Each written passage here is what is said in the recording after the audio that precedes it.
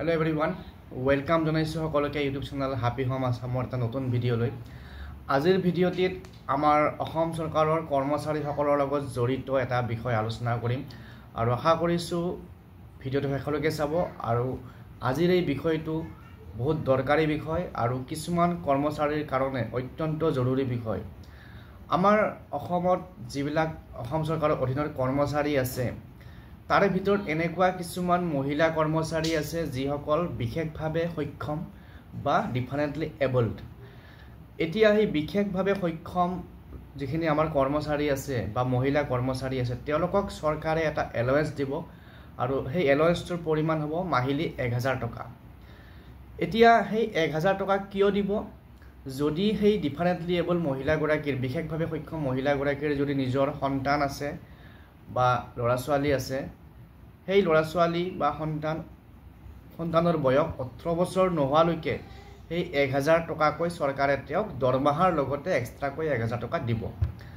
আৰু এই সম্পৰ্কীয় অৰ্ডাৰ ৰিসেন্টলি এটা ওলাইছে এক্সিকিউটিভ অৰ্ডাৰ মই আপোনালোকক স্ক্ৰীনত দেখাই দিছো গতিকে যিসকলে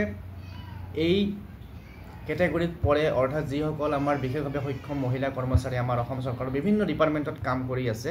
তেওঁলোকৰ কাৰণে এইটো যথেষ্ট ভাল খবৰ আৰু ই তেওঁলোকৰ যেটো গ্ৰছ স্যালাৰি বা যেটো নেট স্যালাৰি বৃদ্ধিত ই অলপ সহায় কৰিব তাৰ পিছত আৰু এটা কন্ডিশন আছে যে এই যেটো 1000 টকাকে তেওঁলোকে পাব সেইটো তেতিয়ালৈকে পাব যেতিয়ালৈকে সন্তানটো 18 বছৰ বয়স হয় যদি 18 বছৰতকৈ বেছি হৈ যায় তেতিয়া হলে সেই যেটো এলাউন্স পায় মাহিলি 1000 টকা যেটো চাইল্ড কেয়াৰ এলাউন্স বুলি কোৱা হৈছে এইটো তেওঁলোকে আৰু নাপায় কিন্তু এনেকুৱা কেতিয়াবা কন্ডিশন হয় যে যদি সেই বিশেষভাৱে সক্ষম কৰ্মচাৰী গৰাকীৰ বা মহিলা কৰ্মচাৰী গৰাকীৰ বা মাতৃ গৰাকীৰ সন্তানটো যদি কিবা কাৰণত বিশেষভাৱে সক্ষম হয় ডিসেবলড হয় তেতিয়া হলে এই যেটো এলাউন্স এই এলাউন্সটো গোটেই সাৰ্ভিস পিৰিয়ডত গোটেই চাকৰি পিৰিয়ডৰ কাৰণে তেওঁ পাব আৰু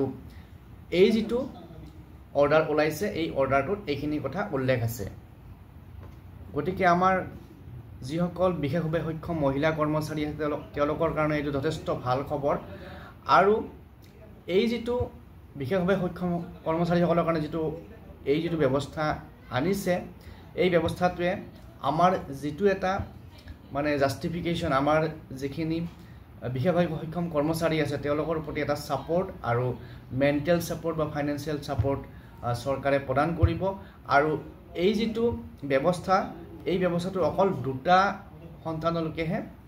মানে এপ্লিকেবল হ'ব up to maximum 2 minor children তাতকৈ যদি বেছি হয় তেতিয়া হলে হয়তো এই যেটো এলাউন্সটো নাপাব পাৰে গতিকে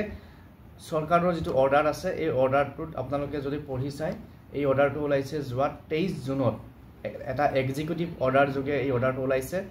অসম চৰকাৰৰ ফাইনান্স অডিট এণ্ড ফাণ্ড ডিপাৰ্টমেণ্টৰ পৰা আৰু এই অৰ্ডাৰটোৰ জৰিয়তে disability and child care allowance to state government employees বুলি এই এলাউন্সটোৰ ব্যৱস্থা কৰা হৈছে গতিকে আজিৰ এই ভিডিঅ'তে এইখিনি কথা আলোচনা কৰিলো আৰু আশা কৰিছো যিসকলে এই কেটেগৰীত পৰে বা এইটো শ্ৰেণীৰ কৰ্মচাৰী হয় তেওঁলোকৰ কাৰণে এই যেটো চৰকাৰে ব্যৱস্থা কৰিছে ইয়াৰ পৰা তেওঁলোক যথেষ্ট উৎসাহী হ'ব আৰু নিজৰ কৰ্মক্ষেত্ৰত আৰু উৎসাহেৰে কাম কৰিবলৈ তেওঁলোকে আগবাঢ়ি যাব গতিকে আজিৰ এই ভিডিঅ'ত এইখিনি কথা আলোচনা কৰিলো চৰকাৰী কৰ্মচাৰীৰ লগত জড়িত এনেকুৱা বিষয়বোৰ পাই থাকিবলৈ বা আপডেটছবোৰ পাই থাকিবলৈ চেনেলটো সাবস্ক্ৰাইব কৰি ল'ব আৰু ভিডিঅ'টো শেয়াৰ কৰি দিব আপোনালোকৰ যদি এনেকুৱা ধৰণৰ কৰ্মচাৰী আছে আৰু যদি কিবা কমেন্ট থাকে কোৱেৰি থাকে কমেন্ট কৰি জনাব আৰু এই ভিডিওটো শেয়াৰ কৰি দিব তেওঁলোকক যিসকলে এইটো কেটেগৰীত পৰে কাৰণ তেওঁলোকে বহুতে হয়তো গম নাপাব পাৰে আৰু গম নাপালে কি হয় যেটো তেওঁলোকৰ বেনিফিট হয় বেনিফিটটোৰ পৰা তেওঁলোক বঞ্চিত হয় গতিকে যিমান সোনকালে গম পাব ইমান সোনকালে তেওঁলোকে এমপ্লয়াৰ ক'ব পাৰিব যে আমাক এইটো এলাউন্স আমি পাওঁ গতিকে আমাক ব্যৱস্থা কৰিব লাগে তো আজিৰ ভিডিওত এইখিনি আলোচনা কৰিলো পুনৰ লগ পাম থ্যাংক ইউ